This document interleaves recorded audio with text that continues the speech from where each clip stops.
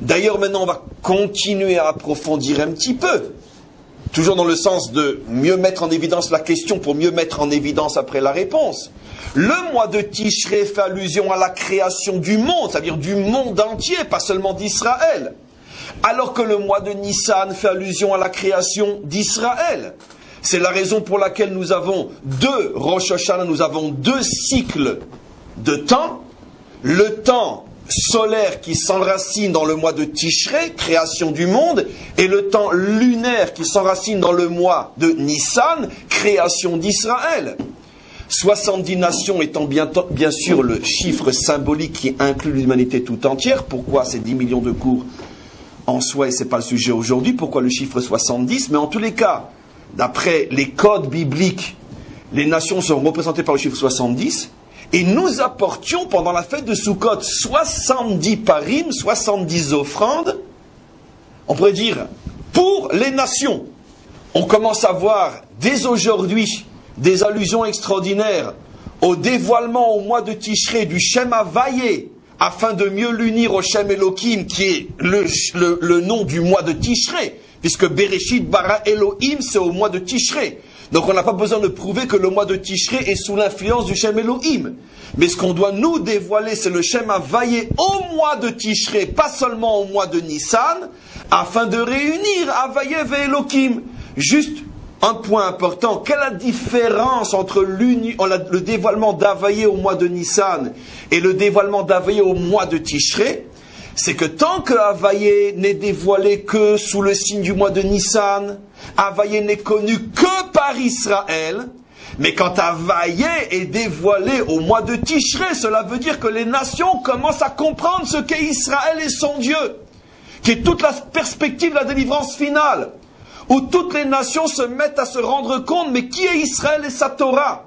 Et viendront les nations qui s'accrocheront au tzitzit d'Israël et diront, on ne veut plus te lâcher parce qu'on sait que Havayé est avec toi, ki mitzion tetze Torah udvar Hashem mi-Yerushalayim, udvar Havayé mi-Yerushalayim.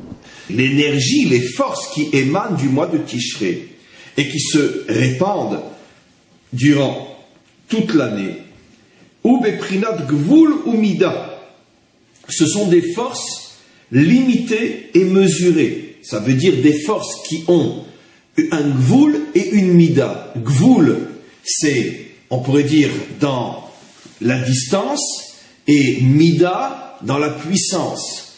Ça veut dire que mon gvul, par exemple, c'est que je n'arrive à courir que 100 mètres, et ma mida, c'est que je cours les 100 mètres en 3 minutes. Donc, c'est une énergie qui est, dès le départ, limitée jusqu'où elle peut aller, et même dans le chemin qu'elle parcourt, elle a une certaine puissance, et pas plus que ce qu'elle possède. Chez où Shoresh de Anagat Teva. Et donc, d'une manière plus proche de nous, les énergies du mois de Tishré sont les énergies qui permettent l'existence de la nature, Teva. La nature, par définition, est une existence, est une réalité limitée. Parce que chaque chose a un commencement, chaque chose a un parcours et chaque chose a une fin. Et dans son commencement, dans son parcours et dans sa fin, chaque chose est à l'intérieur de sa propre mesure. L'eau n'a pas la mesure du feu, le feu n'a pas la mesure de la lumière ou d'un gaz, etc. Le minéral a ses propres mesures, le végétal, l'animal, l'humain, et parmi les humains, il y a des mesures différentes. Donc, le monde des mesures est le monde de la Teva, le monde de la nature. Et le monde de la nature s'enracine dans le mois de Tishré. Dit d'une manière décryptée, décodée, le mois de Tishré incarne, on pourrait dire, la matrice, le moteur, la racine de toutes les forces qui composent la nature et tout ce qui vit à l'intérieur de la nature. Vezeu shenissa nikra rosh. Maintenant, on comprend pourquoi le mois de Nissan est lui maintenant devenu la tête. Pourquoi? À la différence de Tishré qui n'est plus la tête des mois. Ou benogea lehamshachat haor ensof habli gvul. Parce que le mois de Nissan contient, lui, des forces sans limite. Jusqu'à la sortie d'Égypte, ces forces n'avaient encore jamais été utilisées. Elles étaient cachées à l'intérieur du mois de Nissan, et donc c'est la raison pour laquelle personne ne les connaissait. Jusqu'à la sortie d'Égypte, le monde ne connaissait que les forces provenant du mois de Tishré, qui sont les forces de la nature. Ce que nous avons déjà suffisamment décodé, entre autres, hier, mais l'humanité naît sous le signe du mois de Tishré, alors que Israël naît sous le signe du mois de Nissan. Le mois de Tishré qui est donc le premier mois du cycle solaire, alors que le mois de Nissan, comme la Torah va nous le dire, Zeh Chodesh Lachem Rosh Chodashim, ce mois-là est pour vous le premier des mois, le mois lunaire qui commence avec le mois de Nissan. Et c'est au mois de Nissan que se dévoile donc le Shem Havayé. Au moment de son dévoilement, le Shem Havayé est donc d'une certaine manière un dévoilement spécifique, particulier. Mais on peut se poser la question, pourquoi fallait-il déplacer le Shem Havayé de Nissan à Tishré?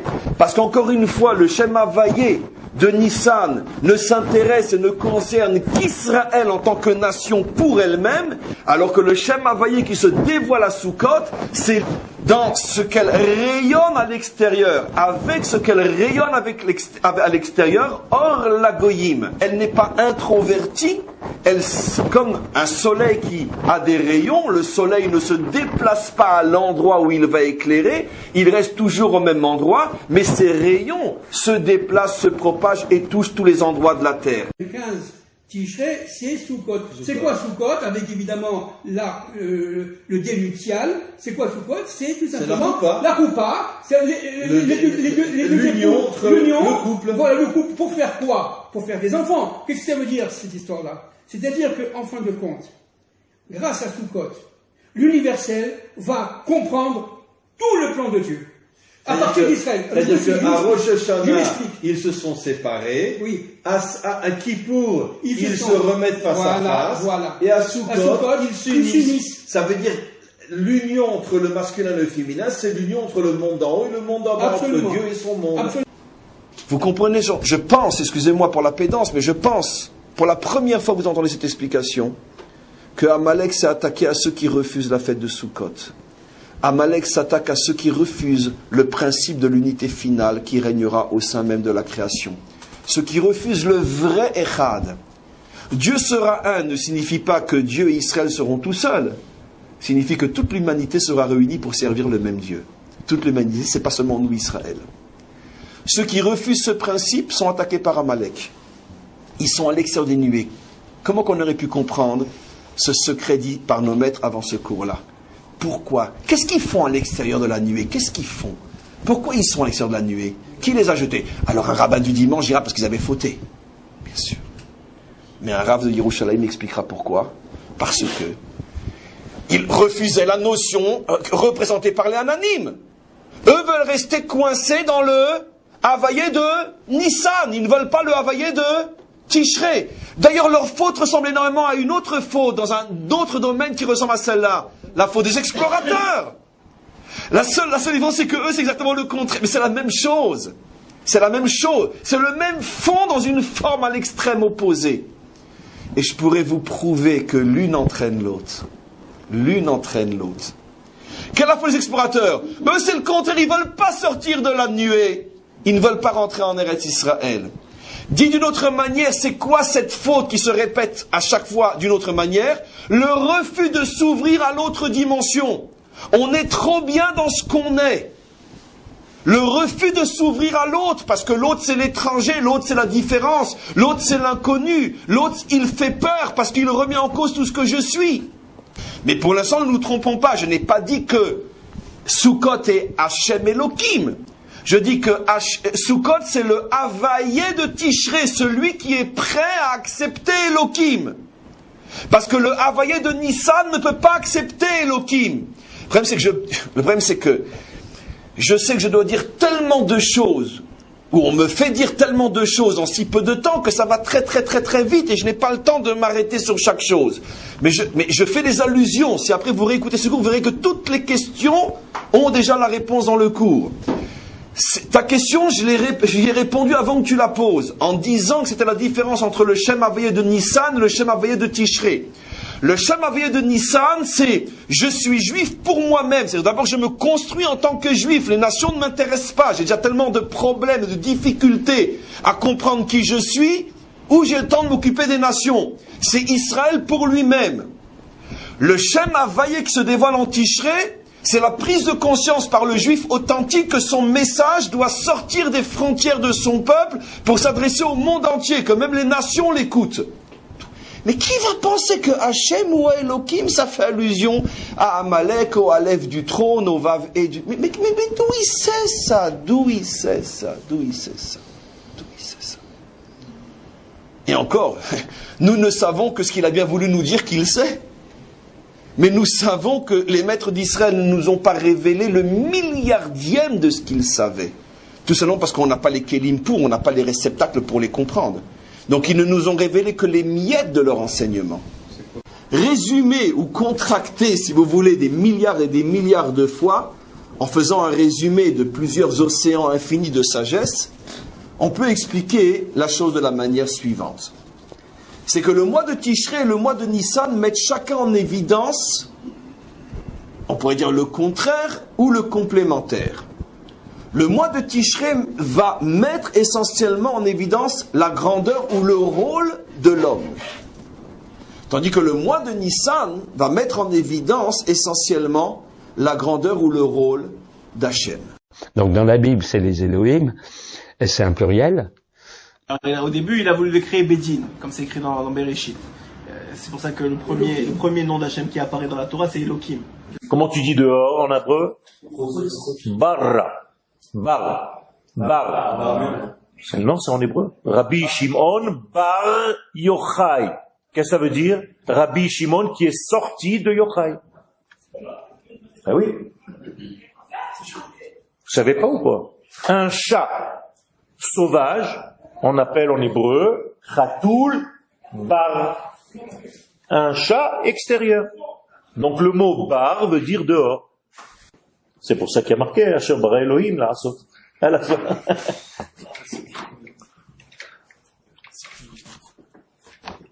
T'inquiète pas, tout est ficelé. Tu peux pas t'en sortir. Il y a des kabbalistes qui ont travaillé pendant des millénaires pour faire ça, pour comprendre tout ça. Aujourd'hui, on est à la dernière génération, c'est fini. En disant au commencement, Dieu créa. Vous ne trouverez aucune traduction, on pourrait dire standard, qui évite le piège et qui dit, comme en hébreu, au commencement créa Dieu. Toutes traduisent au commencement Dieu créa. Dieu avant créé. Mais en hébreu, c'est pas ce qui est dit. Au commencement créa Dieu. Lorsque le maître du monde utilise des forces, même des forces extrêmement puissantes, et parfois même des forces qui sont du domaine du miracle. Miracle, c'est-à-dire des forces capables de changer les lois de la nature. Mais malgré tout, ces forces s'appellent Elohim. D'ailleurs, comme je l'ai dit dans de nombreux cours, le mot Elohim ne veut pas dire Dieu, mais le mot Elohim veut dire les forces.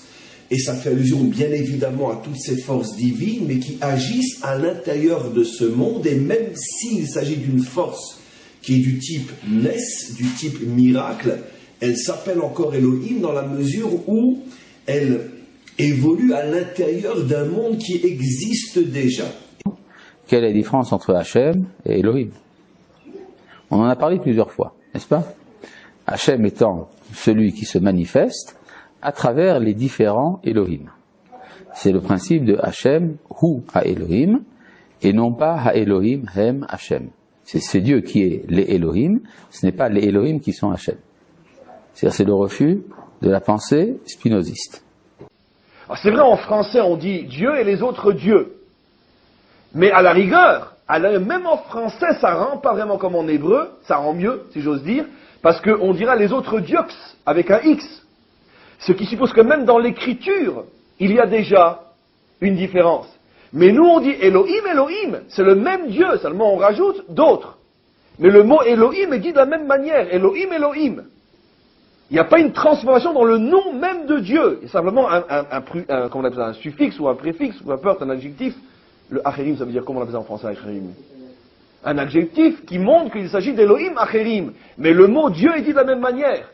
Donc il se pose une question évidente, comment fait-il? L'hébreu est-il à ce point, on pourrait dire, en manque de mots pour donner un nom aux idoles, et surtout dans le premier commandement, Elohim? Pourquoi malgré tout, je continue à dire que ces forces-là sont encore du domaine d'Elohim? D'Elohim qui, comme on le sait, est l'un des noms divins, qui en vérité veut dire l'ensemble des forces, mais qui fait allusion aussi à Dieu, et qui a pour valeur numérique le mot Ha-Teva, qui veut dire la nature. Comment une force capable de provoquer un miracle peut-elle s'appeler ou faire allusion à la nature? Parce que cette force-là change la nature, mais malgré tout continue à, on pourrait dire, à évoluer à l'intérieur de la nature qui elle-même existe indépendamment de cette force. C'est ce que j'ai expliqué hier. On a de l'eau, l'eau est connue dans ce monde, on a des pierres, les pierres sont connues dans ce monde. Ces deux éléments sont des éléments appartenant à la nature, seulement ce que nous ne connaissons pas dans notre monde, puisque nous ne sommes que dans l'extrême enveloppe extérieure du monde. Ce que nous ne connaissons pas, c'est la possibilité de transformer l'eau en pierre. J'ouvre juste une parenthèse que je n'ai pas ouverte hier. Si nous n'avions jamais vu, imaginez-vous quelqu'un qui vient d'Afrique, et bien avant l'époque d'Internet et de la communication entre les continents, etc. Quelqu'un vient d'Afrique, quelqu'un en Afrique, et tout d'un coup viendrait quelqu'un de Sibérie qui est arrivé à conserver un morceau de glace très très très dur dans une boîte, peu importe, et qu'il l'apporte en Afrique. Il ouvre la boîte et il dit à cet Africain, regarde ça, en vérité c'est de l'eau. Il est absolument évident que l'Africain ne pourra pas le croire, parce qu'il vit dans un monde où ce phénomène ne se produit jamais. On ne peut pas transformer de l'eau en glace. Quand tu auras compris que même quand tu marches par terre, c'est un miracle, exactement pareil que quand tu marches dans l'air, quand tu comprendras ça, là, quand tu marcheras dans l'air, tu pourras marcher dans l'air. Parce que au moment où tu comprends que tout est un miracle, que même la nature et les Bashgacha, quand tu comprends ça parfaitement, que toute la nature et les Bashgacha, tout devient de la Hashgacha. Et là-bas, il n'y a plus de niveau après de miracle, pas miracle, c'est au-dessus, c'est surnature. Il n'y a pas de surnature. Quand dans ta tête, tout c'est de la providence divine, tout c'est de la providence divine. Une force du type Elohim ne peut pas faire apparaître la création, puisque la force du type Elohim, elle, n'intervient d'une certaine manière qu'à partir du moment où il y a quelque chose, et on le transforme. Mais à partir de rien, Elohim ne peut pas créer. C'est l'une des raisons pour laquelle la Torah commence par la lettre Bet, qui est la deuxième lettre de la Torah, comme pour nous dire qu'avant, il y avait déjà quelque chose. Et c'est à partir de ce quelque chose que Elohim a pu créer le ciel et la terre. Ça veut dire c'est le Yud-Ke Vav-Ke qui rentre dans le Elohim. Adonai hu ha-Elohim. Tu pas Elohim hu Adonai. En fait, quand on dit ça, on dit que notre but, c'est d'amener à... Exactement, d'amener le tétragramme dans la nature qui s'appelle Elohim. Ok? Donc tu fais rentrer dans le monde de Elohim. Elohim, c'est au pluriel. Pourquoi? Parce que c'est les forces, les lois de la nature. Et donc tu fais descendre l'unité, l'infini, dans ces multitudes de lois. On a besoin de travailler pour arriver à cette émouna et dévoiler la main divine qui génère toutes les forces de la nature. Hateva en valeur numérique c'est 86. Elohim en valeur numérique c'est 86. On doit arriver à découvrir Elohim, Akadosh Baruch Hu, qui lui gère le Teva, gère la nature. La question, pourquoi est-il dit Bereshit bara Elohim? Au commencement, Elohim créa, et dans tout le récit de la création, on parle d'Elohim. Et nos maîtres se posent la question, pourquoi n'est-il pas utilisé le nom, on pourrait dire le vrai nom de Dieu, qui est Yud-Ke Vav-Ke, le nom que l'on ne prononce pas tel qu'il se prononce. Din, la mesure de justice, et la midat chesed ou rechamim, la mesure de jugement ou de grâce et de miséricorde. Elohim étant la mesure de jugement, de rigueur, Et Yud Ke Vav Ke étant la mesure, ou qu'on appelle aussi Hachem, le nom, ça représente la mesure de grâce ou de miséricorde. Le nom Elohim est utilisé dans les lois de la création et toutes les lois qui nécessitent de trancher et des jugements, des lois naturelles même. Et Rashi, qui est un commentateur biblique français du Moyen-Âge, explique l'utilisation de ce nom. Il nous dit « Et il n'est pas dit l'Éternel, c'est-à-dire Hachem, Yud Ke Vav Ke, créa. Pourquoi? Car à l'origine, il eut l'idée de créer avec la justice, c'est-à-dire les lois immuables. » Et pourtant, le nom de Dieu se dit au pluriel, Elohim, et le singulier de Elohim, c'est Eloka. Azlama Dafka, ce qu'on va étudier ensemble, Nikraim, Elohim. Tout simplement pour apprendre que le nom d'Hachem n'est pas relié qu'à un seul nom. Le Créateur du monde a plusieurs noms, et ces noms qui vont le définir sont des attributs divins. Donc je relis ce verset. La Torah commence par la lettre bête pour nous dire attention, on est à la deuxième étape, il y en a une qui précède. Celle qui précède, on n'en parle pas parce que c'est la création à partir de rien, que nous ne pouvons en aucun cas comprendre. Nous ne pouvons comprendre que des créations qui sont de type transformation. Il existe quelque chose que tu transformes. D'un arbre, tu en fais une table. D'un arbre, tu fais une maison. Ça, c'est Elohim bara hashamayim va'aretz. Elohim a créé le ciel et la terre à partir d'une matière première qui a précédé Elohim, créée à partir du néant par Hachem et non Elohim. Donc, quel est le nom qui correspond à la nature? Elohim. Donc, Bereshit, bara, Elohim, et Hashamayim, voilà Shamayim, tout ce qui est en gris maintenant. Vet haaretz, voilà ce qui est le Eretz. Donc Bereshit, bara Elohim, c'est pas au commencement Dieu créa, comme malheureusement 100% des hommes et des femmes depuis des millénaires lisent ce verset sans le comprendre. Ce verset dit tout le contraire. Il y a eu une création avant, celle dont parle le premier verset. Cette création, c'est la création de Hatzilut, qui est Yesh Me'ayin, qui est quelque chose à partir de rien. Et cette création, la Torah n'en parle pas visiblement, elle fait juste allusion par le jeu des lettres, Aleph, Bet, la première, la deuxième, pour que nous sachions que nous ne commençons pas la création au début. Parce que comme on parle d'Elohim, c'est forcément une force qui se sert de ce qui a été créé avant. Voilà le secret inimaginable de la lecture de ces versets. La réponse est que l'idolâtrie dont parle la Torah n'a rien à voir avec l'idolâtrie qu'on a appris à l'histoire ou qu'on voit encore jusqu'à aujourd'hui. C'est pas le culte de la vache en Inde ou autre chose, c'est pas ça. L'idolâtrie est une relation avec Dieu, mais une relation qui n'est pas dans le cadre de l'identité que lui-même a fixée pour l'éternité. Tu veux une relation avec moi, avec Elohim? Avec Elohim, pas un autre, pas la lune, pas le soleil, pas les étoiles, avec Elohim. Mais en oubliant Asher Otzeticha Meret Mitzrayim, mais en oubliant que Elohim est celui qui sort d'Égypte, s'il n'y a pas cette identité-là, ça s'appelle Elohim Acherim. Ça veut dire que tu peux être très bien un serviteur de Dieu, du vrai Dieu, tu peux être un vrai monothéiste, mais dans la mesure où tu as enlevé dans ta relation entre toi et Dieu, et le vrai Dieu, la dimension sortie de Mitzrayim, tu t'appelles, d'après la Torah, un idolâtre. Hachem ou Elohim, c'est Hachem qui est les Elohim, et c'est pas les Elohim qui sont Hachem. Vous avez compris? Bon. C'est de là que provient l'origine de l'idolâtrie, l'origine première de l'idolâtrie. C'est quoi l'idolâtrie? C'est que, justement, les hommes prennent conscience qu'il existe des forces inimaginables qui sont complètement au-dessus de ce monde. Mais l'idolâtrie, c'est le fait de confondre Dieu et ses forces. C'est-à-dire de confondre le dirigeant et ses ministres. Ce ne sont que des ministres. Ce n'est pas le dirigeant. Il est bien au-dessus de ça. Et tu dois servir le dirigeant, pas le ministre, parce que le ministre lui-même est au service du dirigeant. Et donc il n'a aucune réalité, aucune indépendance. Si le maître du monde veut le remplacer, il peut le remplacer. Seulement, comme ce sont des forces qui sont tellement hautes,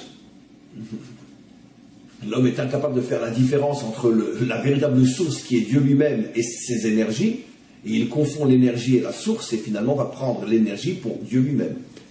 Le Christ dit dans les évangiles, il reprend le psaume 82, si je me souviens bien, et dans le chapitre 10 de Jean, il redit, vous êtes à ses apôtres, il dit, vous êtes des Elohim. Nous sommes tous des Elohim. Nous sommes tous appelés à être épousés de Dieu. Il nous l'a dit au mont Sinaï, Amarti Elohim Atem. Écoutez bien cette phrase, ça fait peur. Moi, Kadosh Baruch Hu, j'ai dit que vous êtes Elohim. Le problème, c'est que vous n'écoutez pas ce que vous êtes. Vous ne croyez pas en votre propre grandeur. Pire que ça, vous avez peur de grandir.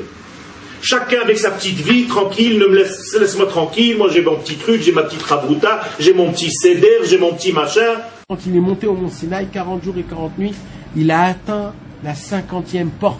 Et c'est à ce moment-là même où il est appelé Ish HaElohim, l'homme de Dieu. Il a atteint le niveau Kaviachol d'Akadosh Baruch Hu en mode être humain.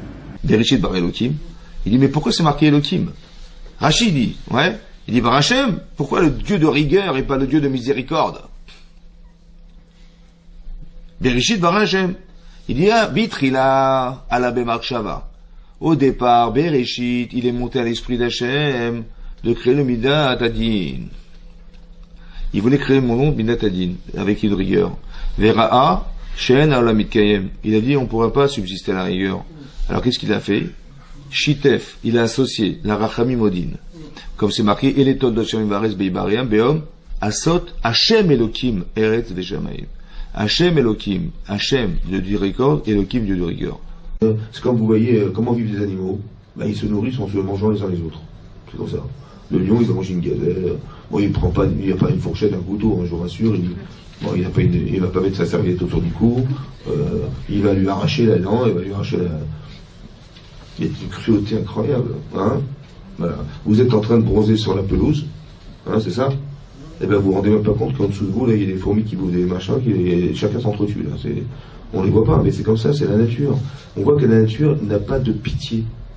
Il n'y a pas de pitié. Vous voyez, quand on dit qu'Hachem, il a créé le monde, Elohim, qui crée le monde, ça veut dire que c'est un monde de rigueur. Il n'y a pas de pitié, il n'y a pas de réaction. C'est un type, il dérape sur l'autoroute, il roule trop vite, il va prendre un platane, le platane, il va dire, ah, mais monsieur, oh non, je me pousse. Et hop, par pitié, il va se pousser pour éviter qu'il se fracasse contre l'arbre. Mais non, l'arbre, il est là, il bouge pas. T'es Dieu, tu fais ce que tu veux. Réponse magnifique. Flashback, rapidos de laquelle Segilianos. Lama, Omer Pashut Meod. Quand Dieu a créé le monde, il a créé l'homme avec son Yetzerara. La justice de Dieu a dit, mais dans ce cas-là, on ne peut pas s'en sortir. Il a dit, Joker, je crée la prière. Tout celui qui s'adressera à moi de son cœur et qui saura me parler avec soumission, Vaitranan, supplication, je prends sur moi de l'écouter. Xera min hashamaim. Dieu, Akadosh Baruch Hu lui-même, il a dit que si vraiment la personne s'adresse à moi, pas n'importe comment, je suis son copain, mamash, besoumission vaitranan, et qu'il insiste de toute son âme et qu'il pleure devant moi, les portes s'ouvriront. Et ça, c'est depuis Maaseh Bereshit. Le Shem Havayeh signifie les trois temps contractés, présent, passé, futur. C'est extraordinaire. Qu'est-ce que Einstein a démontré? Qu'on prend une règle de 20 cm ou de 10, on la fait avancer pratiquement à la vitesse de la lumière, elle se rétrécit pour devenir pratiquement un point. Une contraction totale de l'espace-temps, parce que c'est aussi le temps qui est contracté. Comment peut-on quitter ce monde et revenir au bout d'un quart d'heure et retrouver un monde qui a vieilli de plusieurs siècles? En faisant voyager les cosmonautes à une vitesse qui est pratiquement celle de la lumière. Sur leur montre, s'est écoulé un quart d'heure, et quand ils reviennent sur Terre, s'est écoulé 3 siècles. Comment c'est possible? Ils sont partis avec une montre bien suisse, bien de chez nous. On ne leur a pas donné une montre martienne, c'est une montre à nous. Parce qu'un quart d'heure à la vitesse de la lumière, c'est 300 ans sur Terre. Je ne me suis pas trompé, monsieur? Très bien. Ok. Et donc, c'est vrai pour l'espace, c'est vrai pour le temps. Ok? Donc, on continue. C'est la raison pour laquelle Havayeh s'appelle 3 temps contractés, puisqu'il y a une contraction de temps au niveau d'Havayeh, donc forcément une contraction d'espace. Lo hayam mugdar be'ageder de makom uzman. nous n'aurions plus les concepts, les conceptions de limites que Mugdar, Geder, barrière, limite, nous n'aurions plus les sentiments de limite que nous connaissons au niveau de l'espace-temps. La source créatrice telle qu'elle se voile et se cache pour permettre à la créature d'exister s'appelle Elohim. Ou disons, lorsque Havaïe se voile, il s'appelle Elohim. Ok? Très bien. Maintenant, en temps normal, jusqu'à la délivrance finale, la créature ne peut pas être, s'il vous plaît, la créature ne peut pas être directement attachée à Havaïe, parce que quel phénomène va se passer si la créature est directement attachée à Havaïe? Elle va cesser d'être comme elle est. Elle va s'annuler dans le sens qu'elle ne va plus exister telle qu'elle est aujourd'hui. Pourquoi? Parce que devant ce dévoilement tellement total, absolu, infini de la source, la créature ne peut plus du tout être comme elle est. Elle va s'annuler, fondre. Ce qui va être d'ailleurs l'essence même de certaines religions extrême-orientales, le retour, la fusion, la disparition dans le nirvana. Ça veut dire que, avec toutes les réserves dues à mon ignorance totale dans ce domaine, et encore, c'est plus encore une ignorance que vous l'imaginez, mais plus ou moins à notre niveau, ce que l'on peut dire, c'est que qu'est-ce que veulent atteindre les religions extrême-orientales? Finalement, elles veulent connecter l'homme à Havaïe sans tout ce que la Torah va rajouter que je vais dire maintenant. Or, si l'homme est connecté à Havaïe, ça veut dire que en vérité, ces religions extrême-orientales ont repris une bride, une étincelle, un nitzot de Gdusha, de sainteté, qui est en exil chez eux. Qu'est-ce que produit une étincelle de sainteté en exil? C'est-à-dire qu'on reprend un morceau de vérité, on en fait une religion, mais tu as construit une religion sur un morceau de vérité. Donc ça devient une hérésie. Où est l'hérésie? L'hérésie est que qui te dit que Dieu veut que l'on fonde en lui? Qui te dit que le but à atteindre, c'est la disparition dans la source du départ? Alors pourquoi on a été créé si le but c'est de disparaître? Mais d'un autre côté, ce n'est pas faux de dire que le projet est de retrouver la source véritable. Mais d'un autre côté, si tu retrouves la source véritable, tu vas disparaître. Et pour ne pas disparaître, il faut Elohim. Alors comment qu'on s'en sort? Vous avez compris quelle est, on pourrait dire, l'équation du départ qui est d'une certaine manière, on est là maintenant, à ce niveau-là, on est dans le sein des saints du judaïsme. Ça veut dire que d'ailleurs ça ne devrait même pas être enregistré et livré à n'importe qui et n'importe où ce que je dis. Donc on est ici au cœur de l'équation du problème qui a d'une certaine manière travaillé tous les maîtres d'Israël jusqu'à aujourd'hui. Comment arriver à dévoiler à l'homme la source véritable sans faire disparaître l'homme tel qu'il est, avec sa liberté de penser, de parler, d'agir, liberté pour l'amener à faire les bons choix, mais des bons choix faits grâce à sa liberté de faire ou de ne pas faire. Tu ne peux pas aujourd'hui un bitul ayesh devant Havaïe, parce que si Havaïe se dévoile, tu disparais. Le chidouche de la délivrance, c'est que c'est bitul ayesh, mais devant Havaïe. C'est-à-dire que Havaïe se dévoile sans se cacher, comme il est dit, Velo yechanef od morecha, ton maître ne se voilera plus, Veirou einecha et morecha, tes yeux verront ton maître, et malgré tout, ça ne sera qu'un bitul ayesh et non un bitul amitziut. Ça c'est, il est fort le maître du monde, je peux vous dire. S'il arrive à ça, je vous promets qu'on reconnaît que c'est le meilleur. C'est comme si il y aurait deux temps. Le temps que l'on connaît où le passé n'est pas le présent et où le passé n'est plus le présent et où le présent n'est pas encore le futur. Ce temps-là est le temps lié à Elohim. Et il y aurait un autre temps, mais qui est toujours du temps, mais qui fonctionne différemment, où la frontière entre passé, présent, futur est tombée. Et ce temps-là est le temps qui découle d'Havaïe. Ce que le rabbi veut gagner, c'est nous faire comprendre que là encore, même dans le nom Havaïe, on reste lié au monde qui est le nôtre, simplement notre monde, mais fonctionnant d'après d'autres critères.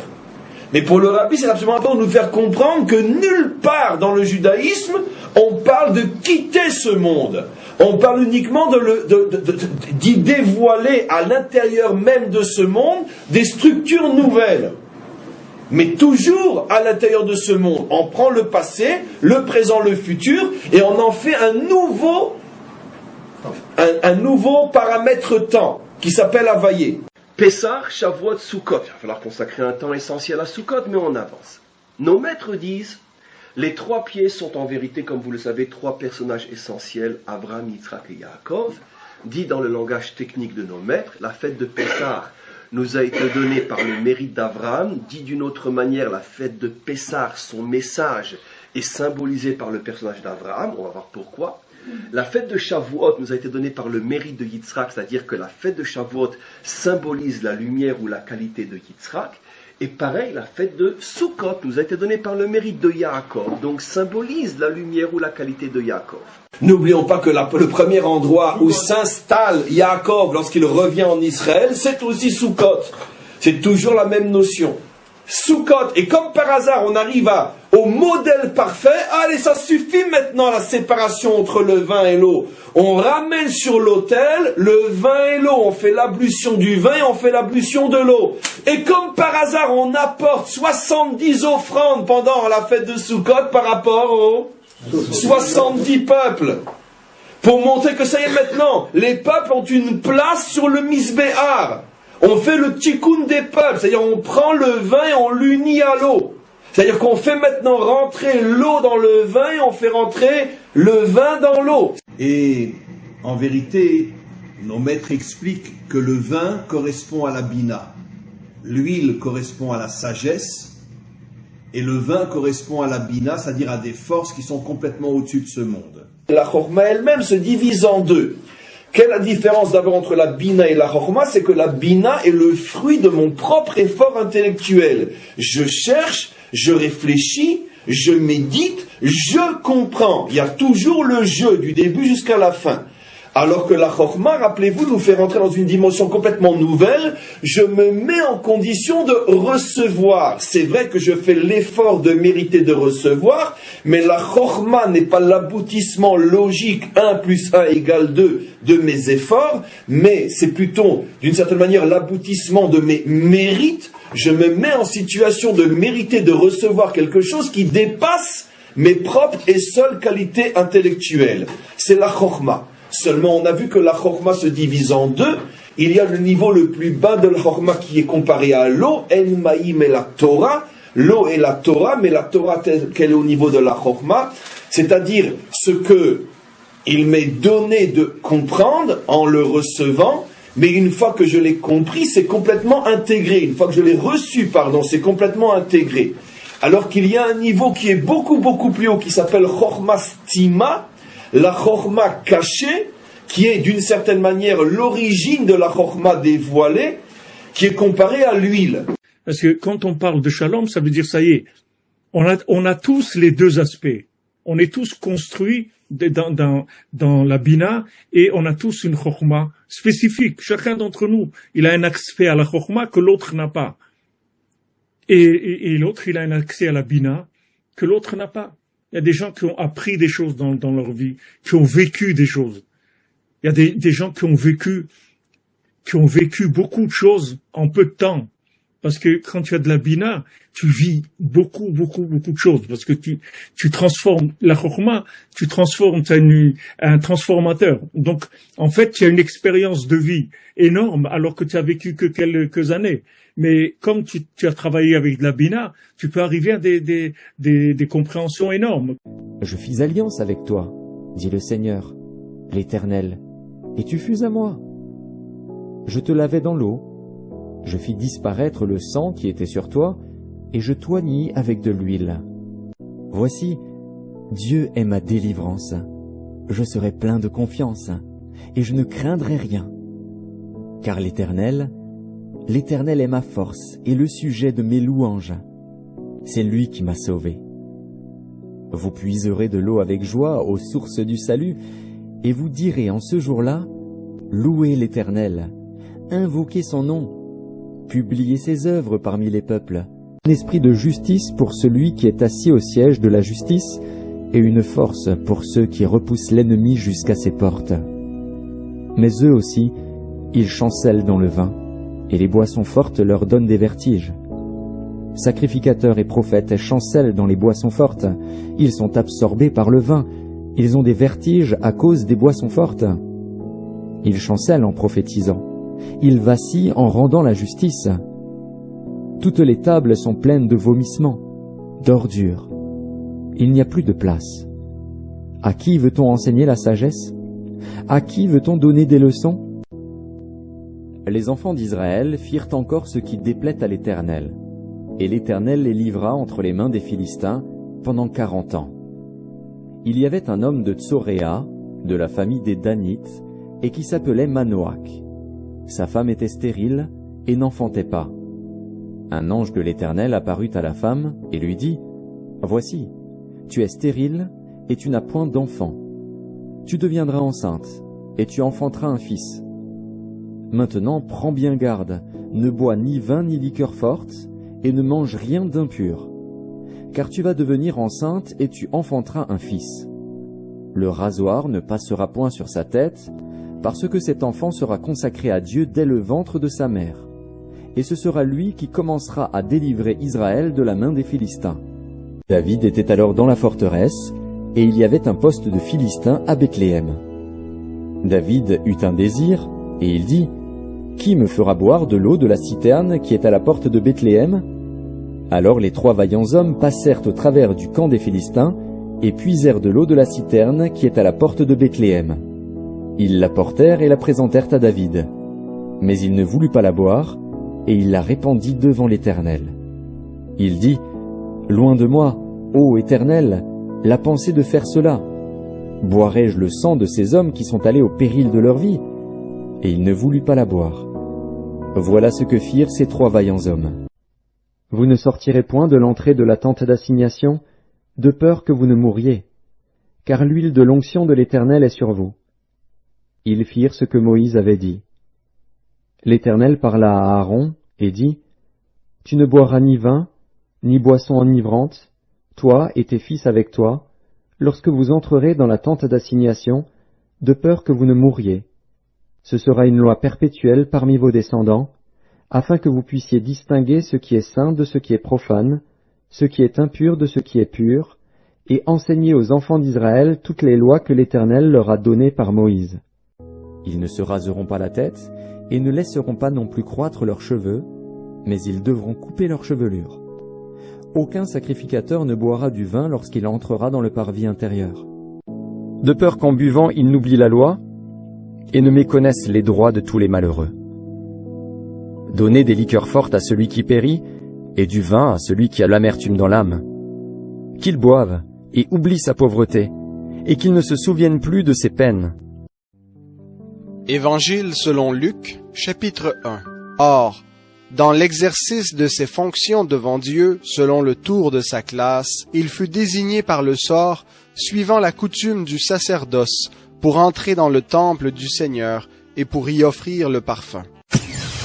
Mais l'ange lui dit, « Sois sans crainte, Zacharie, car ta prière a été exaucée. Ta femme, Élisabeth, t'enfantera un fils, et tu l'appelleras du nom de Jean. Il sera pour toi un sujet de joie et d'allégresse, et beaucoup se réjouiront de sa naissance, car il sera grand devant le Seigneur.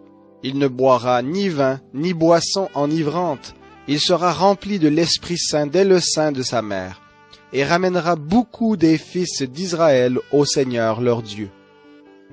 Il marchera devant lui avec l'esprit et la puissance d'Élie, pour ramener le cœur des pères vers les enfants, et les rebelles à la sagesse des justes, et pour préparer au Seigneur un peuple bien disposé. » Qui est celui qui vient d'Édom, de Botsra, en vêtements rouges, en habits éclatants, et se redressant avec fierté dans la plénitude de sa force? C'est moi qui ai promis le salut, qui ai le pouvoir de délivrer. Pourquoi tes habits sont-ils rouges, et tes vêtements comme les vêtements de celui qui foule dans la cuve? J'ai été seul à fouler au pressoir, et nul homme d'entre les peuples n'était avec moi. Je les ai foulés dans ma colère, je les ai écrasés dans ma fureur. Leur sang a jailli sur mes vêtements, et j'ai souillé tous mes habits. Car un jour de vengeance était dans mon cœur, et l'année de mes rachetés est venue. Je regardais, et personne pour m'aider. J'étais étonné, et personne pour me soutenir. Alors mon bras m'a été en aide, et ma fureur m'a servi d'appui. J'ai foulé des peuples dans ma colère, je les ai rendus ivres dans ma fureur, et j'ai répandu leur sang sur la terre. Elle sera foulée aux pieds, la couronne superbe des ivrognes d'Éphraïm. Le vin aime au cœur. Les boissons fortes sont tumultueuses. Quiconque en fait excès n'est pas sage. La terreur qu'inspire le roi est comme le rugissement d'un lion. Celui qui l'irrite pêche contre lui-même. Pour ceux qui s'attardent auprès du vin, pour ceux qui vont déguster du vin mêlé, ne regarde pas le vin qui paraît d'un beau rouge, qui fait des perles dans la coupe et qui coule aisément. Il finit par mordre comme un serpent et par piquer comme un basilic. Pour qui les hélas, pour qui les disputes, pour qui les plaintes, pour qui les blessures sans raison, pour qui les yeux rouges, pour ceux qui s'attardent auprès du vin, pour ceux qui vont déguster du vin mêlé. Ne regarde pas le vin qui paraît d'un beau rouge, qui fait des perles dans la coupe et qui coule aisément. Il finit par mordre comme un serpent et par piquer comme un basilic. Tes yeux se porteront sur des étrangères et ton cœur parlera d'une manière perverse. Malheur à ceux qui sont sages à leurs yeux et qui se croient intelligents. Malheur à ceux qui ont de la bravoure pour boire du vin et de la vaillance pour mêler des liqueurs fortes. Et ce sont des chiens voraces, insatiables. Ce sont des bergers qui ne savent rien comprendre. Tous suivent leur propre voie, chacun selon son intérêt, jusqu'au dernier. Venez, je vais chercher du vin, et nous boirons des liqueurs fortes. Nous en ferons autant demain, et beaucoup plus encore. Ne vous enivrez pas de vin, c'est de la débauche. Soyez au contraire remplis de l'esprit. Entretenez-vous par des psaumes, par des hymnes et par des cantiques spirituels. C'est momentané, après on est revenu là où on était. Comme toute personne qui fait tchouva. Toute personne qui fait tchouva, Hachem lui envoie à un moment, il enlève l'influence du sang sur l'esprit. Et la personne, elle se libère. Et elle est capable de faire des pas de géant, de s'engager dans des choses extraordinaires.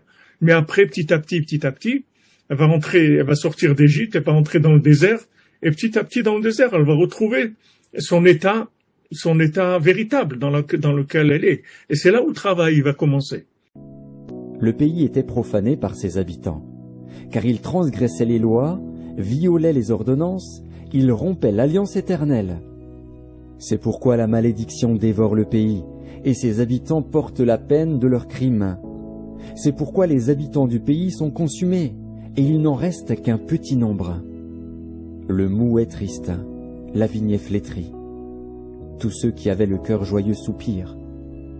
La joie des tambourins a cessé, la gaieté bruyante a pris fin, la joie de la harpe a cessé. On ne boit plus de vin en chantant. Les liqueurs fortes sont amères aux buveurs. La ville déserte est en ruine. Toutes les maisons sont fermées. On n'y entre plus. On crie dans les rues parce que le vin manque. Toute réjouissance a disparu. L'allégresse est bannie du pays. La dévastation est restée dans la ville et les portes abattues sont en ruine. Car il en est dans le pays, au milieu des peuples, comme quand on secoue l'olivier, comme quand on grappille après la vendange.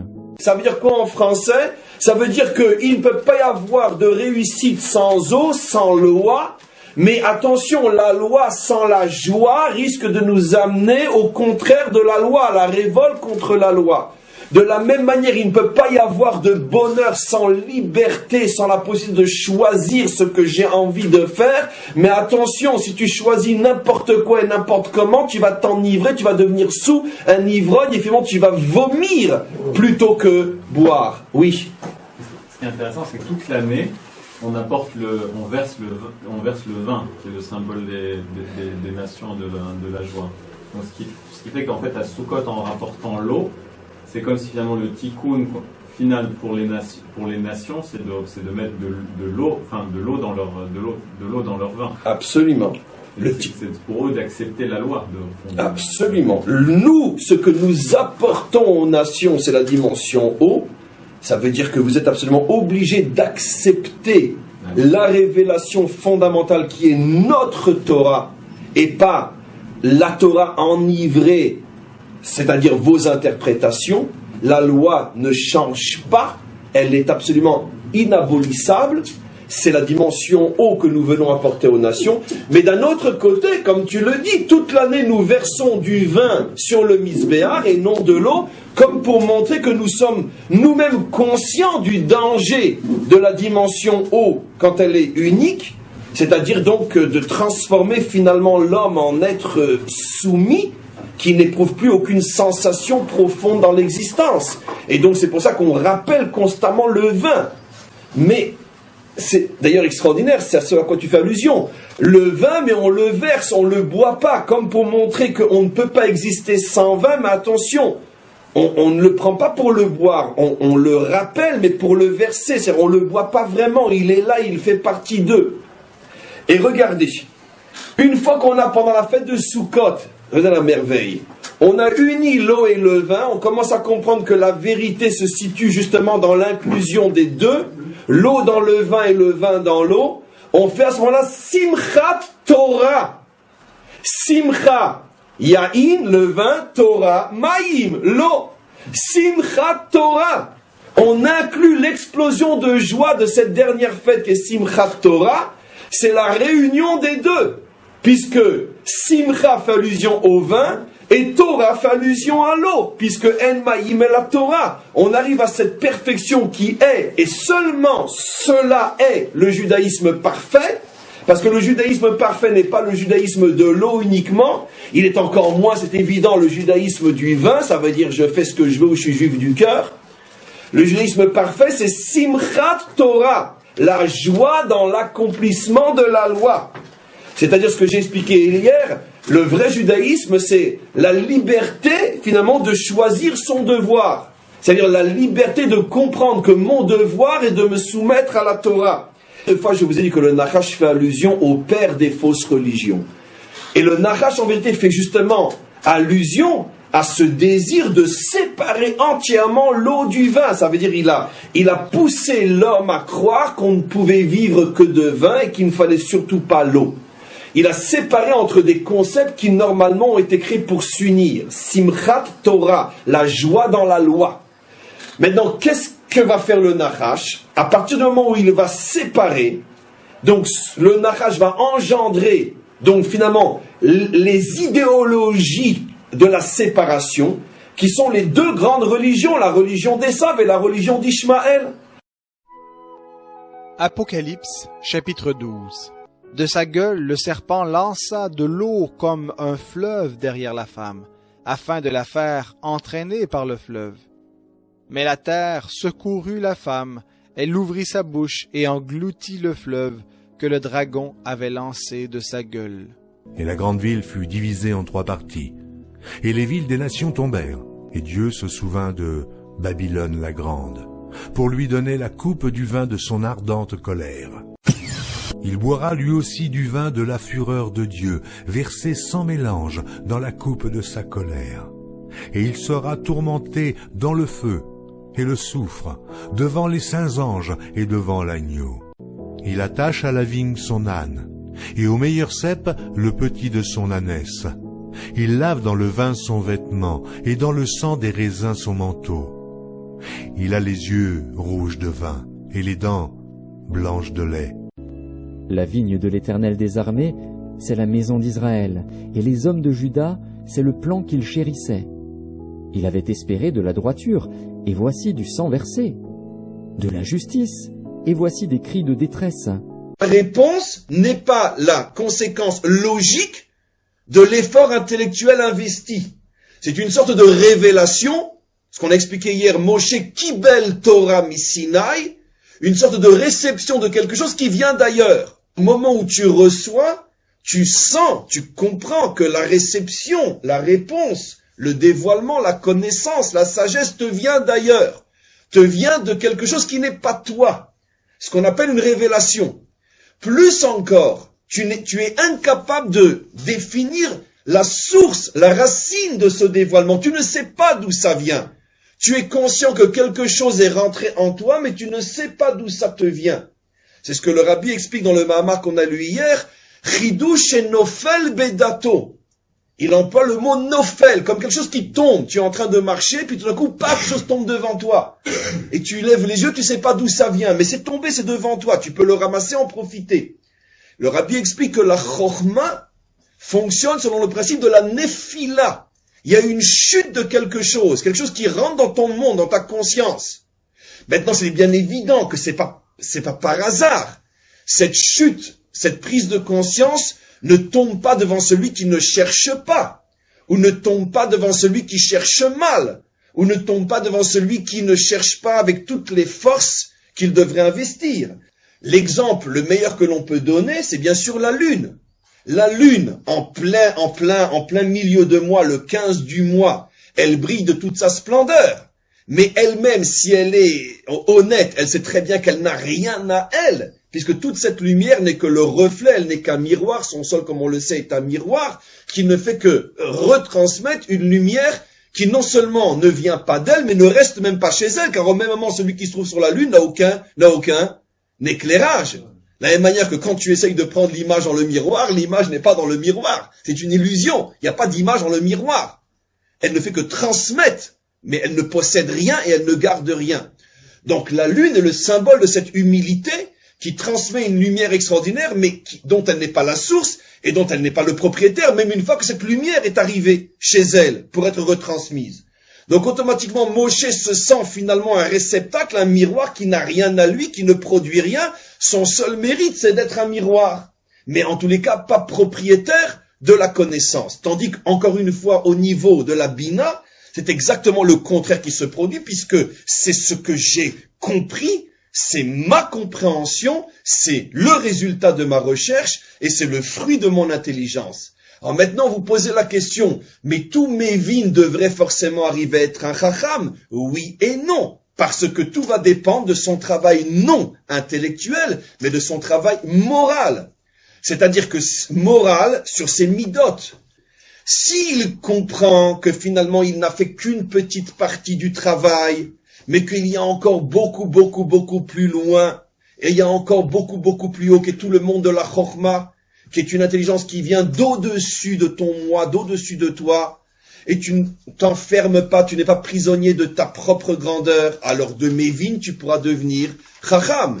Mais si tu sombres dans l'autosatisfaction de l'exaltation de ton moi, de ton intelligence, de ton intellect, de ta connaissance, eh ben tu vas rester prisonnier là-dedans et tu ne vas pas aller plus loin. Donc on te fermera les portes de la chokhma. C'est la raison pour laquelle nos maîtres ont choisi de représenter la bina par le vin, parce que dans le vin il y a le danger de l'ivresse. C'est quoi l'ivresse à ce niveau-là? L'exaltation du moi. Ça c'est l'ivresse de la bina. C'est le danger du vin, que finalement tu vas tomber, tu vas t'enfermer dans ton ego et tu ne vas pas te rendre compte que tu n'as rien à toi finalement. Et donc on ne t'ouvrira pas les portes de la chokhma, c'est-à-dire on ne te permettra pas de devenir quelqu'un qui reçoit de plus haut que lui, de peur que tu t'appropries ce qui n'est pas à toi. Maintenant donc, je reviens en décodant un petit peu.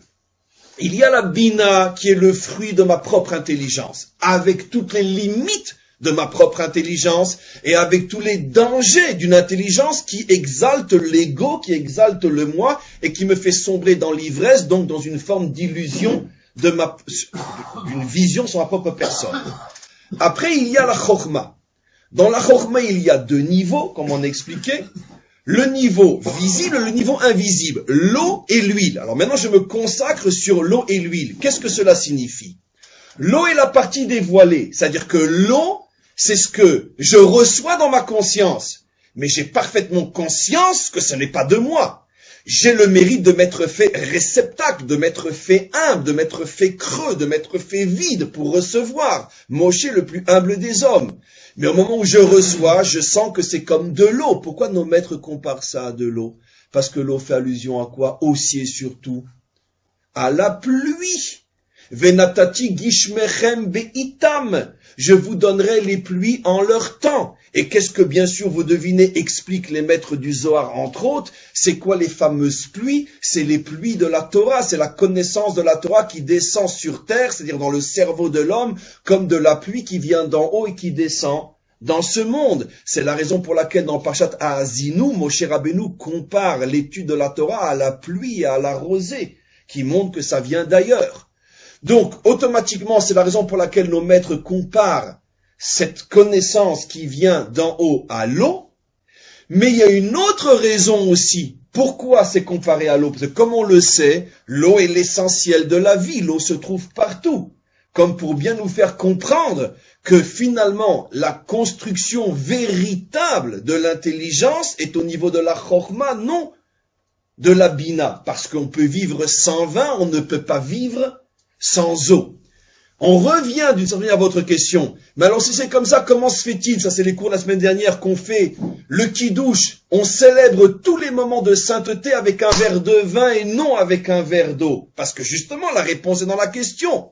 Le travail du juif est de sanctifier le vin. Ça veut dire de comprendre finalement qu'il doit se servir de son intelligence pour aller plus loin, pour mériter de recevoir, grâce à sa bina, le vin, recevoir la chorma. C'est la raison pour laquelle aussi, d'après certaines coutumes, au moment du kidouche, on verse quelques gouttes d'eau dans le vin. Et, comme il en est d'un songe, d'une vision nocturne, ainsi en sera-t-il de la multitude des nations qui combattront Ariel, de tous ceux qui l'attaqueront, elle et sa forteresse, et qui la serreront de près. Comme celui qui a faim rêve qu'il mange, puis s'éveille, l'estomac vide, et comme celui qui a soif rêve qu'il boit, puis s'éveille, épuisé et languissant. Ainsi en sera-t-il de la multitude des nations qui viendront attaquer la montagne de Sion. Soyez stupéfaits et étonnés, fermez les yeux et devenez aveugles. Ils sont ivres, mais ce n'est pas de vin. Ils chancellent, mais ce n'est pas l'effet des liqueurs fortes. Car l'Éternel a répandu sur vous un esprit d'assoupissement. Il a fermé vos yeux.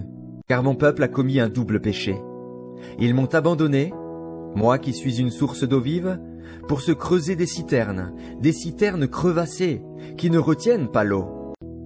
Il me ramena vers la porte de la maison. Et voici, de l'eau sortait sous le seuil de la maison, à l'orient, car la face de la maison était à l'orient. L'eau descendait sous le côté droit de la maison, au midi de l'autel. Il me conduisit par le chemin de la porte septentrionale, et il me fit faire le tour par dehors jusqu'à l'extérieur de la porte orientale. Et voici, l'eau coulait du côté droit. Lorsque l'homme s'avança vers l'orient, il avait dans la main un cordeau, et il mesura 1000 coudées. Il me fit traverser l'eau, et j'avais de l'eau jusqu'aux chevilles. Il mesura encore 1000 coudées, et me fit traverser l'eau, et j'avais de l'eau jusqu'aux genoux. Il mesura encore 1000 coudées, et me fit traverser, et j'avais de l'eau jusqu'aux reins. Il mesura encore 1000 coudées, c'était un torrent que je ne pouvais traverser, car l'eau était si profonde qu'il fallait y nager. C'était un torrent qu'on ne pouvait traverser. Il me dit, « As-tu vu, fils de l'homme ?» Et il me ramena au bord du torrent. Quand il m'eut ramené, voici, il y avait sur le bord du torrent beaucoup d'arbres de chaque côté. Il me dit, « Cette eau coulera vers le district oriental, descendra dans la plaine et entrera dans la mer. Lorsqu'elle se sera jetée dans la mer, les eaux de la mer deviendront saines. Tout être vivant qui se meut vivra partout où le torrent coulera, et il y aura une grande quantité de poissons. Car là où cette eau arrivera, les eaux deviendront saines, et tout vivra partout où parviendra le torrent. Des pêcheurs se tiendront sur ses bords. Depuis En-Gedi jusqu'à En-Eglaïm, on étendra les filets. Il y aura des poissons de diverses espèces, comme les poissons de la grande mer, et ils seront très nombreux. Ces marais et ces fosses ne seront point assainis, ils seront abandonnés au sel. Sur le torrent, sur ses bords de chaque côté, croîtront toutes sortes d'arbres fruitiers. Leur feuillage ne se flétrira point, et leurs fruits n'auront point de fin, ils mûriront tous les mois, parce que les eaux sortiront du sanctuaire. Leurs fruits serviront de nourriture, et leurs feuilles de remède. Ainsi parle le Seigneur, l'Éternel. Voici les limites du pays que vous distribuerez en héritage aux 12 tribus d'Israël. Joseph aura 2 parts. Il ouvre des tranchées dans les rochers, et son œil contemple tout ce qu'il y a de précieux. Il arrête l'écoulement des eaux, et il produit à la lumière ce qui est caché. Mais la sagesse, Où se trouve-t-elle? Où est la demeure de l'intelligence? L'homme n'en connaît point le prix. Elle ne se trouve pas dans la terre des vivants. L'abîme dit, elle n'est point en moi, et la mer dit, elle n'est point en moi. Elle ne se donne pas contre de l'or pur, elle ne s'achète pas au poids de l'argent. D'où vient donc la sagesse? Où est la demeure de l'intelligence? Elle est cachée aux yeux de tout vivant, elle est cachée aux oiseaux du ciel. Le gouffre et la mort disent, nous en avons entendu parler. C'est Dieu qui en sait le chemin, c'est lui qui en connaît la demeure. Car il voit jusqu'aux extrémités de la terre, il aperçoit tout sous les cieux. Quand il régla le poids du vent, et qu'il fixa la mesure des eaux, quand il donna des lois à la pluie, et qu'il traça la route de l'éclair et du tonnerre, alors il vit la sagesse et la manifesta. Il en posa les fondements et la mit à l'épreuve. Puis il dit à l'homme, voici, la crainte du Seigneur, c'est la sagesse. S'éloigner du mal, c'est l'intelligence. Le dernier jour, le grand jour de la fête, Jésus, se tenant debout, s'écria, « Si quelqu'un a soif, qu'il vienne à moi, et qu'il boive. Celui qui croit en moi, des fleuves d'eau vive couleront de son sein, comme dit l'Écriture. » Il y a à l'intérieur de nous aussi ce qu'on appelle une étincelle libératrice, une étincelle messianique, le Mashiach qui est à l'intérieur de chacun d'entre nous. Et donc c'est absolument évident que pour faire naître cette étincelle, il faut donc être capable d'être la matrice, la féminité qui va la faire naître. Et c'est justement entre autres ce que nous essayons de comprendre à travers ces cours. Comprendre qu'à l'intérieur de vous, Dieu réside. À l'intérieur de vous, Dieu vit. Donc, comme on l'a dit tout à l'heure, vous êtes votre propre Messie. Ça c'est très très important. Le Mashiach potentiel, ça peut être chacun de nous. Comme j'en avais souvent parlé dans mes cours, il y a 3 Mashiach sur terre. Il y en a 3. Il y a Mashiach ben David, Mashiach ben Yosef, un qui vient libérer le corps, l'un qui vient libérer l'âme. C'est-à-dire ? Et il y a le 3e Mashiach, celui qui est nous-mêmes. Ça veut dire, on n'attend pas que le Mashiach te fasse faire tes chouvas, fais tchouva, tu ferais mieux de faire tes chouvas. Cela se passe dans l'esprit, pas dans la chair. Personne n'a été crucifié, physiquement. Oui, sans aucun doute, dans ce monde barbare, des dizaines de milliers d'hommes ont été crucifiés par quelques tyrans, par quelques sadiques. Mais ce n'est pas cette histoire-là. La crucifixion a eu lieu dans l'esprit, car j'ai été crucifié. Et c'est la sensation la plus glorieuse au monde. Vous ne pouvez pas concevoir l'excitation, la joie quand les vortex se clouent à ce vêtement. Vous ne pouvez épuiser le sujet du Christ, mais l'homme l'interprète toujours mal. Les foules croient que quelques hommes ont été crucifiés sur une croix par les Juifs. Jésus est en vous comme votre souffle de vie. Un jour, il se réveillera, et en se levant en vous, vous vous lèverez. Cela se passe dans l'esprit, pas dans la chair. Personne n'a été crucifié, physiquement. Oui, sans aucun doute, dans ce monde barbare, des dizaines de milliers d'hommes ont été crucifiés par quelques tyrans, par quelques sadiques. Mais ce n'est pas cette histoire-là. La crucifixion a eu lieu dans l'esprit, car j'ai été crucifié. Et c'est la sensation la plus glorieuse au monde. Vous ne pouvez pas concevoir l'excitation, la joie quand les vortex se clouent à ce vêtement. Là se trouvait le puits de Jacob. Jésus, fatigué du voyage, était assis au bord du puits. C'était environ la 6e heure. Une femme de Samarie vint puiser de l'eau. Jésus lui dit, « Donne-moi à boire », car ses disciples étaient allés à la ville pour acheter des vivres. La femme samaritaine lui dit, « Comment toi qui es juif, me demandes-tu à boire, à moi, qui suis une femme samaritaine ?» Les Juifs, en effet, n'ont pas de relation avec les Samaritains. Jésus lui répondit, « Si tu connaissais le don de Dieu, et qui est celui qui te dit « Donne-moi à boire », tu lui aurais toi-même demandé à boire, et il t'aurait donné de l'eau vive. « Seigneur, lui dit la femme, tu n'as rien pour puiser, et le puits est profond. D'où aurais-tu donc cette eau vive ? Es-tu plus grand que notre père Jacob, qui nous a donné ce puits, et qui en a bu lui-même, ainsi que ses fils et ses troupeaux ?» Jésus lui répondit, « Quiconque boit de cette eau aura encore soif. Mais celui qui boira de l'eau que je lui donnerai n'aura jamais soif. Et l'eau que je lui donnerai deviendra en lui une source d'eau qui jaillira jusque dans la vie éternelle. » La femme lui dit, « Seigneur, donne-moi cette eau, afin que je n'aie plus soif, et que je ne vienne plus puiser ici. Va, lui dit Jésus, appelle ton mari, et viens ici. La femme lui répondit, je n'ai point de mari. Jésus lui dit, tu as eu raison de dire je n'ai point de mari. Mieux vaut habiter à l'angle d'un toit que de partager la demeure d'une femme querelleuse. Comme de l'eau fraîche pour une personne fatiguée, ainsi est une bonne nouvelle venant d'une terre lointaine. Comme une fontaine troublée et une source corrompue, ainsi est le juste qui chancelle devant le méchant. Il n'est pas bon de manger beaucoup de miel, mais rechercher la gloire des autres est un honneur.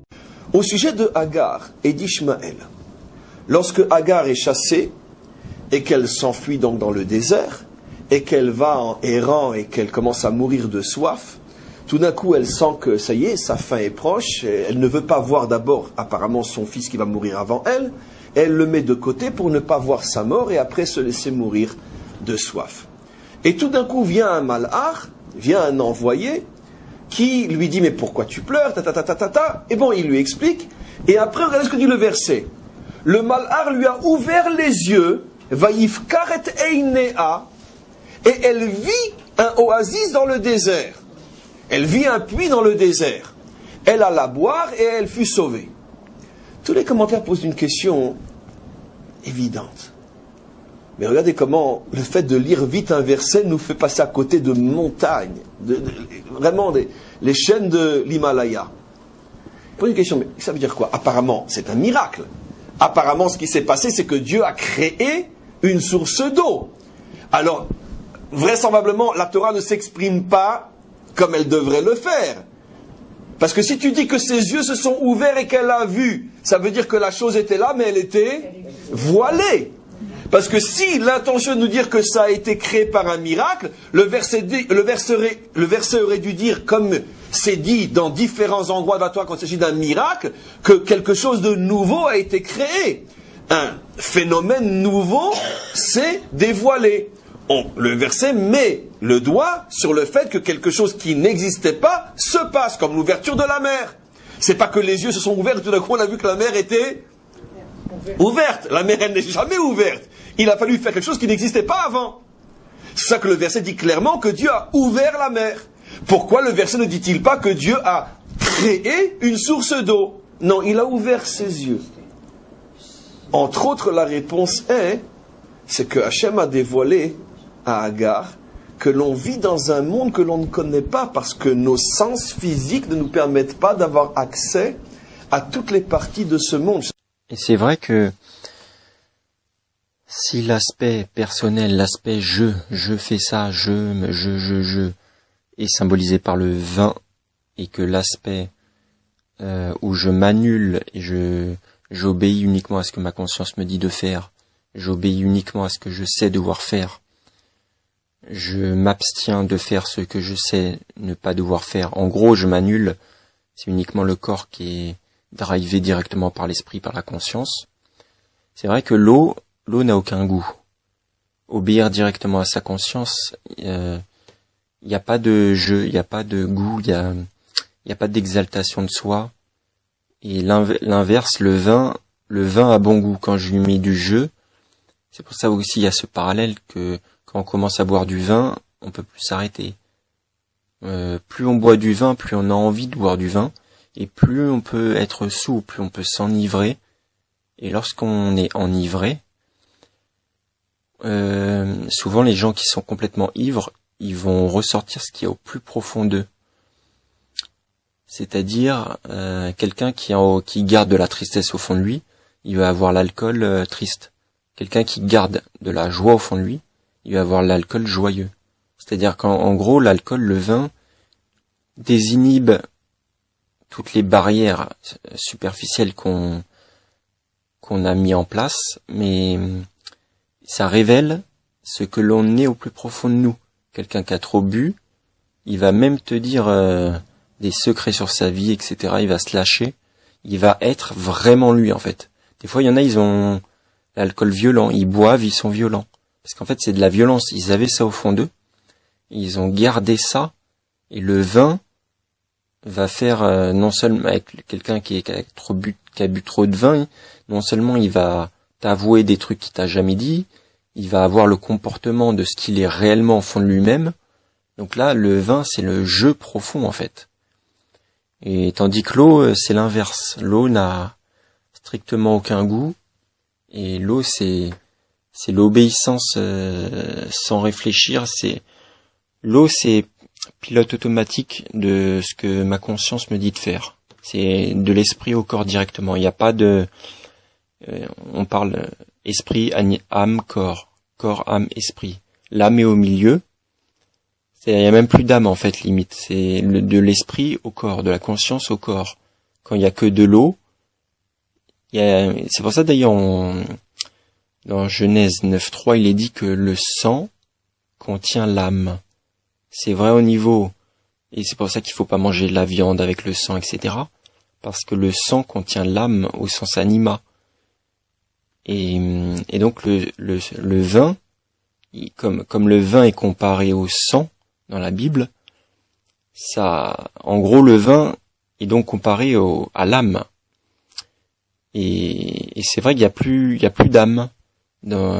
Si on n'est que dans l'eau, il y a plus, non, métaphysiquement, il y a plus mon grain de sel. Je mets plus ma personnalité, je mets plus mon ego. En gros, je suis dans l'annulation de mon être pour ne suivre que le divin, pour ne suivre que ma conscience, pour ne faire que ce que je sais devoir faire et m'abstenir de ce que je sais ne pas devoir faire. Apocalypse 12, verset 11. Apocalypse 12, 11. Ils n'ont pas aimé leur âme, même face à la mort. Alors, autre traduction. Ils ont vaincu par le sang de l'agneau. Par la parole, ils n'ont pas aimé leur être jusqu'à la mort. Encore une autre traduction. Ils ont témoigné, car ils ont méprisé leur vie jusqu'à mourir. Donc 3 traductions un petit peu différentes de ce chapitre 12, verset 11, mais en gros l'idée c'est ça. Et on nous dit en début de verset qu'ils ont vaincu grâce au sang de l'agneau. Donc à l'âme, donc l'agneau, bon, le mouton, c'est celui qui suit. Suivre Dieu, évidemment, là on parle de suivre Dieu.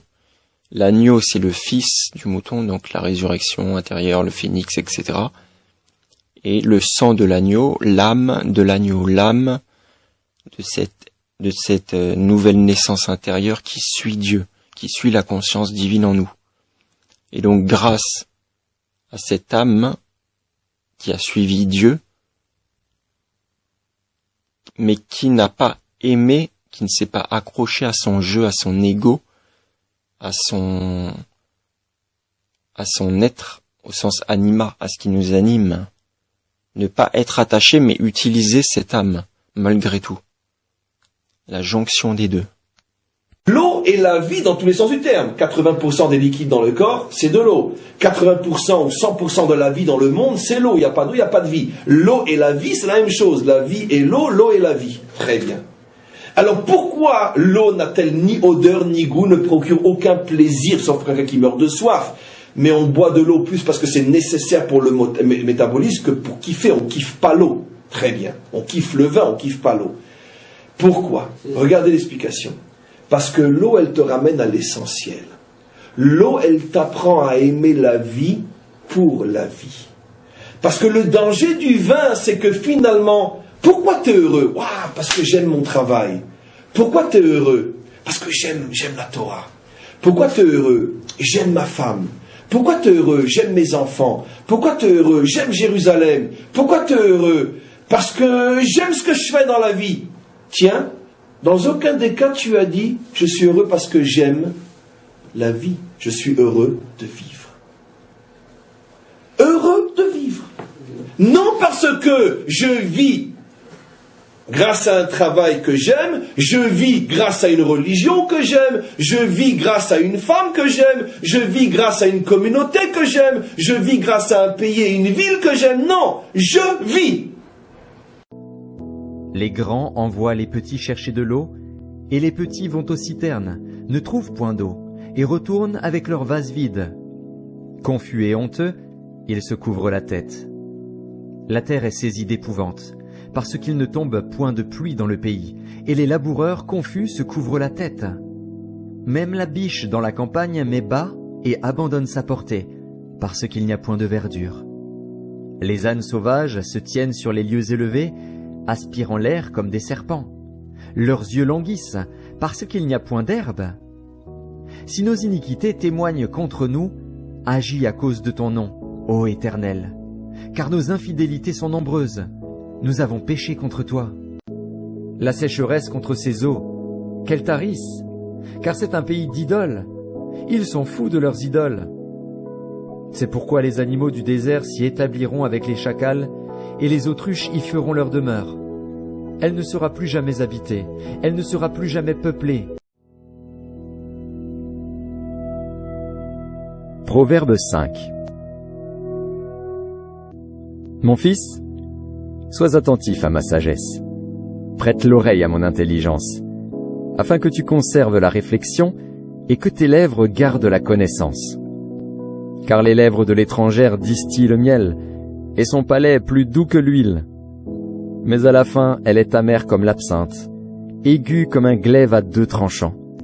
Bois les eaux de ta citerne, les eaux qui sortent de ton puits. Tes sources doivent-elles se répandre au dehors? Tes ruisseaux doivent-ils couler sur les places publiques? Qu'ils soient pour toi seul, et non pour des étrangers avec toi.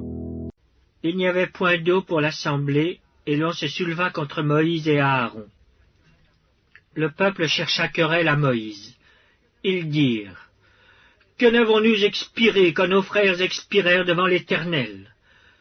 Pourquoi avez-vous fait venir l'assemblée de l'Éternel dans ce désert, pour que nous y mourions, nous et notre bétail? Pourquoi nous avez-vous fait monter hors d'Égypte, pour nous amener dans ce méchant lieu? Ce n'est pas un lieu où l'on puisse semer, et il n'y a ni figuier, ni vigne, ni grenadier, ni de l'eau à boire. » Moïse et Aaron s'éloignèrent de l'assemblée pour aller à l'entrée de la tente d'assignation. Ils tombèrent sur leur visage, et la gloire de l'Éternel leur apparut. L'Éternel parla à Moïse et dit, « Prends la verge, et convoque l'assemblée, toi et ton frère Aaron. Vous parlerez en leur présence au rocher, et il donnera ses eaux. Tu feras sortir pour eux de l'eau du rocher, et tu abreuveras l'assemblée et leur bétail. » Moïse prit la verge qui était devant l'Éternel, comme l'Éternel le lui avait ordonné. Moïse et Aaron convoquèrent l'assemblée en face du rocher, et Moïse leur dit, « Écoutez donc, rebelles, est-ce de ce rocher que nous vous ferons sortir de l'eau? » Puis Moïse leva la main et frappa 2 fois le rocher avec sa verge. Il sortit de l'eau en abondance. L'assemblée but, et le bétail aussi. On sait qu'il y a un très très fameux verset dans Baba Kama Yud Zayin que l'eau correspond toujours à la Torah. En ma'im et la Torah. En ma'im et la Torah. Il n'y a pas d'eau si ce n'est que la Torah. Au fait qu'on traverse les eaux. C'est-à-dire on rentre dans l'eau et on ne meurt pas. C'est ce que cela signifie.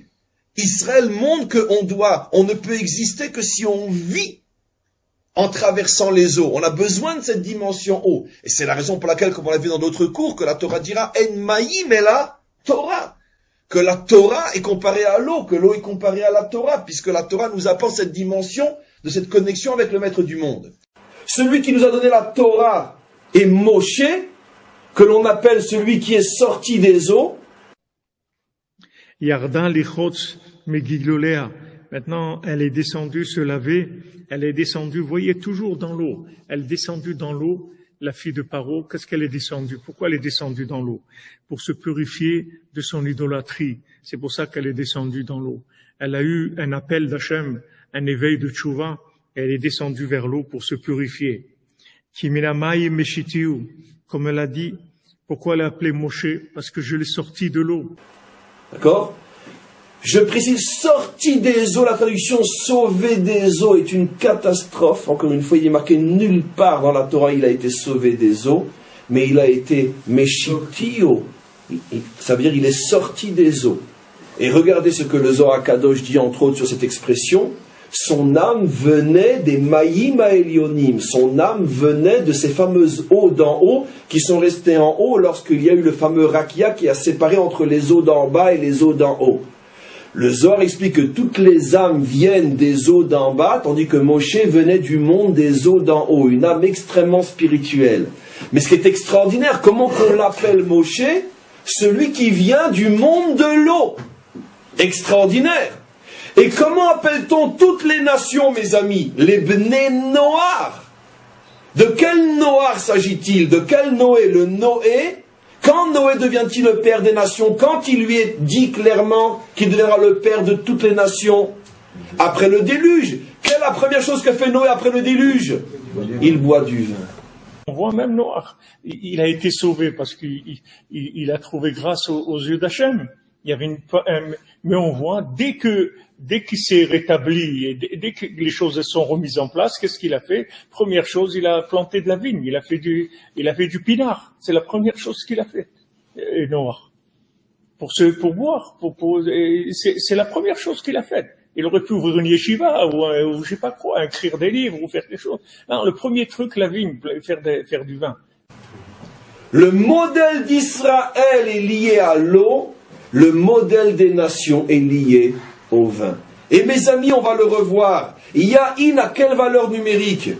70. Vous comprenez pourquoi maintenant nos maîtres nous disent qu'il y a 70 nations? C'est pas qu'ils ont été les compter, ils n'ont pas fait le tour du monde. Ce sont des métaphores.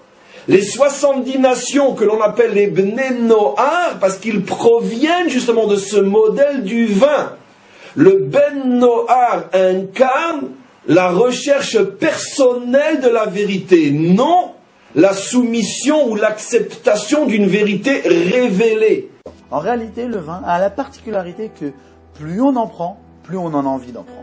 Au contraire de tout aliment. En d'autres termes, c'est un symbole qui révèle quelque chose au sujet de Jésus. À l'instar d'Ésaïe, selon qui le royaume messianique serait semblable à une grande fête avec beaucoup de vin, l'Éternel des armées prépare à tous les peuples, sur cette montagne, un festin de mets succulents, un festin de vin vieux, de mets succulents, plein de moelle, de vin vieux, clarifié. Toutes les années, les 7 années où le roi Salomon, il a construit le temple, Lo shata bahem yain, il n'a pas bu de vin. Kivan shebanaou benasa batia bat paro. Quand il a construit, après il s'est marié avec Betia, la fille de Paro. Cette nuit-là, il a bu du vin. Jean, chapitre 2.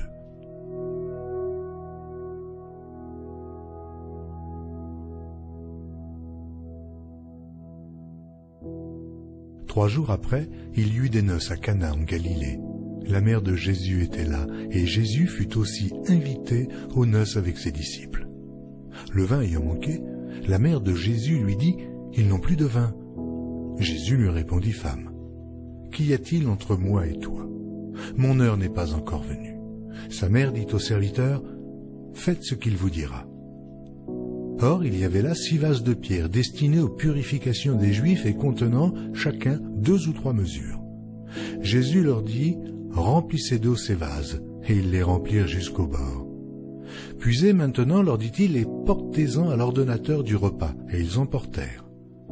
Quand l'ordonnateur du repas eut goûté l'eau changée en vin, ne sachant d'où venait ce vin, tandis que les serviteurs qui avaient puisé l'eau le savaient bien, il appela l'époux et lui dit « Toute âme sert d'abord le bon vin, puis le moins bon, après qu'on s'est enivré. Toi, tu as gardé le bon vin jusqu'à présent. » Tel fut à Cana, en Galilée, le premier des miracles que fit Jésus. Il manifesta sa gloire et ses disciples crurent en lui. Pendant le kidouche, il y a un moment où on s'arrête et on rajoute 3 gouttes de vin en plein kidouche le vendredi soir, 3 gouttes d'eau dans le vin. Bien sûr, pareil pour le Birkat Hamazon, la prière après le repas. C'est tout un cérémonial de rajout d'eau dans le vin. Parce que c'est exactement ça. Mais là, il y a encore des années à parler. On ne pourra pas y échapper d'y parler encore quelques heures. C'est que quoi qu'il en soit, on ne fait pas le kidouche sur de l'eau. On fait le kidouche sur du vin. En toutes les célébrations religieuses, Brit Mila, Bar Mitzvah, peu importe, mariage, c'est toujours Kiddush et sur du vin. Parce que l'essentiel est la Bina. Hachem veut que l'homme s'implique et kiffe l'existence. Tu sois un homme impliqué et heureux de vivre. Mais on te rajoute de l'eau, pourquoi? Parce que, attention, on veut que tu sois heureux de vivre, mais pas ivre de vivre. Et c'est ça le symbole de l'eau. Quand l'ordonnateur du repas eut goûté l'eau changée en vin, ne sachant d'où venait ce vin, tandis que les serviteurs, qui avaient puisé l'eau, le savaient bien, il appela l'époux et lui dit: tout homme sert d'abord le bon vin, puis le moins bon, après qu'on s'est enivré. Toi, tu as gardé le bon vin jusqu'à présent. On ne met pas non plus du vin nouveau dans de vieilles outres. Autrement, les outres se rompent et le vin se répand, et les outres sont perdues. Mais on met le vin nouveau dans des outres neuves, et le vin et les outres se conservent. Ta mère était, comme toi, semblable à une vigne plantée près des eaux. Elle était féconde et chargée de branches à cause de l'abondance des eaux. Elle avait de vigoureux rameaux pour des sceptres de souverains. Par son élévation, elle dominait les branches touffues. Elle attirait les regards par sa hauteur et par la multitude de ses rameaux. Le vin qui réjouit le cœur de l'homme et fait plus que l'huile resplendir son visage, et le pain qui soutient le cœur de l'homme. Donc, on voit que les deux modèles, Moshe qui est le modèle d'Israël est lié à l'eau, on ne le verra jamais lié au vin, tandis que Noah est lié au vin. Et maintenant, regardez la merveille. Chacun des deux a été frappé, a été puni précisément avec son propre principe. Moshe a été puni parce que il a frappé le rocher pour faire sortir l'eau. Et Noah a été puni parce qu'il s'est, comme par hasard, enivré, il s'est saoulé. Mais regardez comme c'est merveilleux. Chacun séparé de l'autre tombe dans son extrême. Moshe, qu'est-ce qu'il a fait par rapport aux autres? Il s'est mis en colère. La colère est l'expression de quoi, justement? D'une tristesse profonde, d'une déception profonde. C'est exactement ce qui s'est passé. Il n'en pouvait plus, il ne les supportait plus. Mais parce qu'un homme qui est profondément bien à l'intérieur ne se met jamais en colère. La colère est l'expression d'un vide intérieur. Moshe s'est mis en colère précisément à cause de l'eau. Mais parce que justement, Moshe, c'est l'homme de l'eau, c'est l'homme de la loi, c'est l'homme de la rigueur, c'est l'homme de la soumission. Et lorsque la soumission est complètement, on pourrait dire, détachée de l'autre dimension qui est la joie, qui est la liberté, qui est l'improvisation, il y a un risque de tristesse, de colère et finalement de chute. Moshe va chuter à cause de l'eau. Rappelez-vous ce que Rachid nous dit, que dès le départ, les mages égyptiens avaient vu que le libérateur d'Israël serait frappé par les eaux, et c'est pour ça qu'ils ont demandé à Pharaon de faire le décret de jeter les enfants dans l'eau. Ils ont vu que le libérateur d'Israël était lié avec un problème d'eau, dans le bien comme dans le mal. Pourquoi? Parce que c'est un principe fondamental. Toute qualité se transforme en défaut lorsqu'elle est exclusive. Même le bien devient le mal lorsque le bien est exclusif, c'est-à-dire lorsque ce bien veut se suffire à lui-même. Là, ce qu'il dit, c'est exactement ça. Que les nations incarnent le vin, c'est-à-dire la recherche personnelle par soi-même, pour soi-même. Comment s'appelle l'idéologie européenne, occidentale? Ça s'appelle l'humanisme. Donc l'homme, le jeu, le vin au centre de tout. Comment s'appelle sur YouTube les vidéos de motivation? Le développement personnel. Donc on cherche pas, il n'y a pas de connecte-toi à ta conscience et fais ce que te dit ta conscience. C'est tu es le meilleur, tu vas y arriver, tu vas franchir les obstacles, tu vas faire ça. Le développement, tous les trucs de motivation, de développement personnel, ça porte bien son nom. C'est toute cette civilisation, c'est toujours comme ça. De la même manière, les recherches scientifiques, je veux comprendre avec mes preuves, mon laboratoire, mes trucs. Alors que Einstein, il a dit que les plus grandes découvertes qu'il a fait, ou même les plus grands chercheurs, les plus grands scientifiques, même occidentaux, ils ont tous dit que c'était des moments où ils étaient, où leur esprit s'est assoupli, soit ils ont fait un rêve, soit c'était des moments où ils réfléchissaient même pas en fait, que leur est venue cette idée de génie comme on dit. Mais ça c'est très occidental de vouloir par soi-même, par l'intellectualisme, par le moi, par le je, être accroché comme ça et tout le temps s'accrocher à ce côté je. Je vais vous partager un moment dans la Torah, on parle d'un personnage. Alors là, dans l'extrait que je vais vous partager, on parle d'une déviance de l'autre extrême. Où en gros c'est l'archétype de, vous savez, quand vous rentrez dans une religion, on vous dit non, tu dois pas être heureux, non, tu dois pas faire les choses par toi-même, non, tu dois obéir sans réfléchir, les yeux fermés, etc.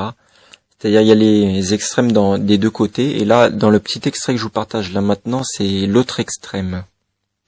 Je mis devant les fils de la maison des Récabites des coupes pleines de vin et des calices, et je leur dis, buvez du vin.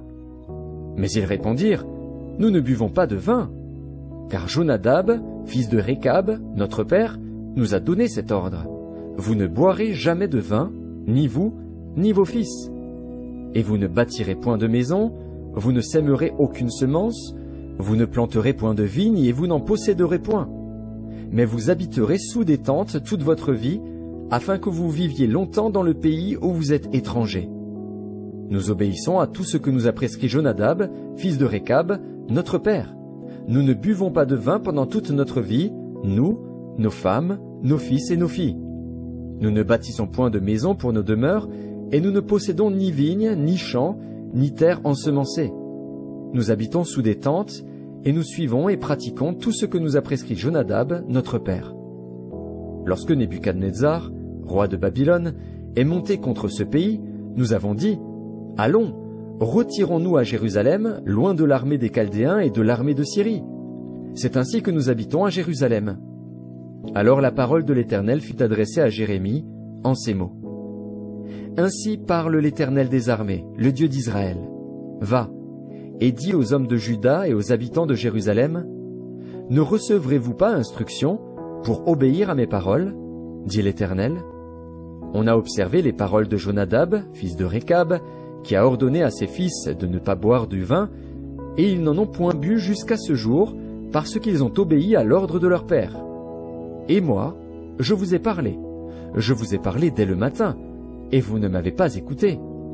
Je vous ai envoyé tous mes serviteurs, les prophètes, je les ai envoyés dès le matin pour vous dire, revenez chacun de votre mauvaise voie, amendez vos actions, n'allez pas après d'autres dieux pour les servir, et vous resterez dans le pays que j'ai donné à vous et à vos pères.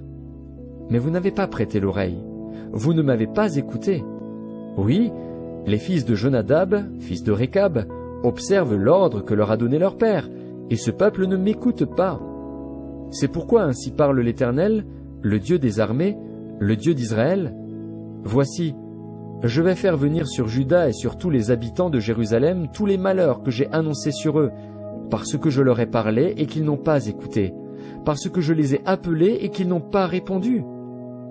Et Jérémie dit à la maison des Récabites, ainsi parle l'Éternel des armées, le Dieu d'Israël, parce que vous avez obéi aux ordres de Jonadab, votre père, parce que vous avez observé tous ses commandements et fait tout ce qu'il vous a prescrit. À cause de cela, ainsi parle l'Éternel des armées, le Dieu d'Israël, Jonadab, fils de Récab, ne manquera jamais de descendants qui se tiennent en ma présence.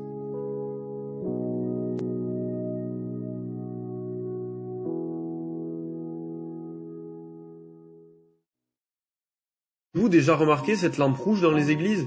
Elle indique en fait la présence réelle de Jésus dans la niche fermée que l'on appelle le tabernacle. Pour les catholiques, Jésus est réellement présent dans l'Eucharistie, c'est-à-dire le pain et le vin consacrés d'après les paroles de Jésus lui-même. Pendant le repas, Jésus ayant pris du pain et prononcé la bénédiction, le rompit et le donnant aux disciples, il dit « Prenez, mangez, ceci est mon corps ».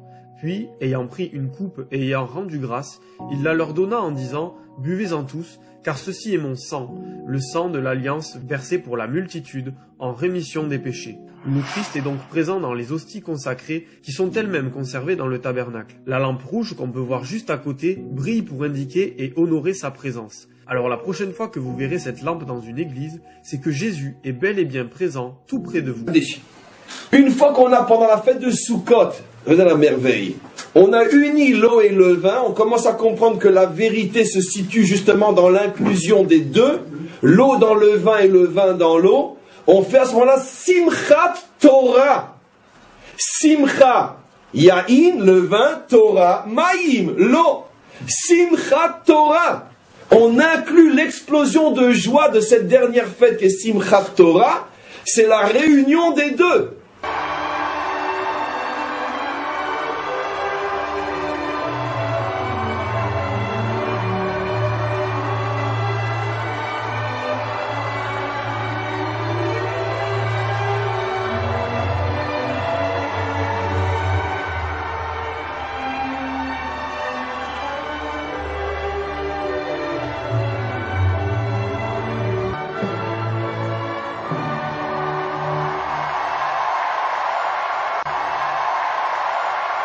Je t'en prie, entre là-dedans. Je sais que tu ne veux pas y aller, mais si tu es là-dedans, je pourrai plus facilement te protéger. S'il te plaît, fais ce que je te dis. Après ça, on verra. Allez, je t'en prie, fais-moi confiance. Pikachu. Les Pokémon et leur mystère, le secret de leur pouvoir. Pokémon. C'est lui, Jésus-Christ, qui est venu avec de l'eau et du sang. Non avec l'eau seulement, mais avec l'eau et avec le sang. Et c'est l'Esprit qui rend témoignage, parce que l'Esprit est la vérité. Car il y en a trois qui rendent témoignage, l'Esprit, l'eau et le sang. Et les trois sont d'accord. Si nous recevons le témoignage des hommes, le témoignage de Dieu est plus grand, car le témoignage de Dieu consiste en ce qu'il a rendu témoignage à son Fils. Celui qui croit au Fils de Dieu a ce témoignage en lui-même. Celui qui ne croit pas, Dieu le fait menteur, puisqu'il ne croit pas au témoignage que Dieu a rendu à son Fils, qui avait été crucifié avec lui. S'étant approché de Jésus et le voyant déjà mort, ils ne lui rompirent pas les jambes. Mais un des soldats lui perça le côté avec une lance, et aussitôt il sortit du sang et de l'eau. N'oublions pas que le premier endroit où s'installe Yaakov lorsqu'il revient en Israël, c'est aussi Sukkot. C'est toujours la même notion. Sukkot, et comme par hasard, on arrive au modèle parfait. Allez, ça suffit maintenant la séparation entre le vin et l'eau. On ramène sur l'autel le vin et l'eau. On fait l'ablution du vin et on fait l'ablution de l'eau. Et comme par hasard, on apporte 70 offrandes pendant la fête de Sukkot par rapport aux 70 peuples, pour montrer que ça y est maintenant, les peuples ont une place sur le Misbéar. On fait le tikkun des peuples, c'est-à-dire on prend le vin et on l'unit à l'eau. C'est-à-dire qu'on fait maintenant rentrer l'eau dans le vin et on fait rentrer le vin dans l'eau. Ça veut dire quoi en français? Ça veut dire qu'il ne peut pas y avoir de réussite sans eau, sans loi. Mais attention, la loi sans la joie risque de nous amener au contraire de la loi, à la révolte contre la loi. De la même manière, il ne peut pas y avoir de bonheur sans liberté, sans la possibilité de choisir ce que j'ai envie de faire. Mais attention, si tu choisis n'importe quoi et n'importe comment, tu vas t'enivrer, tu vas devenir sous un ivrogne et finalement tu vas vomir plutôt que boire. Oui. Ce qui est intéressant, c'est que toute l'année, on verse le vin, qui est le symbole des nations de la joie. Donc ce qui fait qu'en fait, à Sukkot, en rapportant l'eau, c'est comme si finalement le tikkun final pour les nations, c'est de mettre de l'eau dans leur vin. Absolument. C'est pour eux d'accepter la loi. Absolument. Nous, ce que nous apportons aux nations, c'est la dimension eau. Ça veut dire que vous êtes absolument obligé d'accepter la révélation fondamentale qui est notre Torah et pas la Torah enivrée, c'est-à-dire vos interprétations.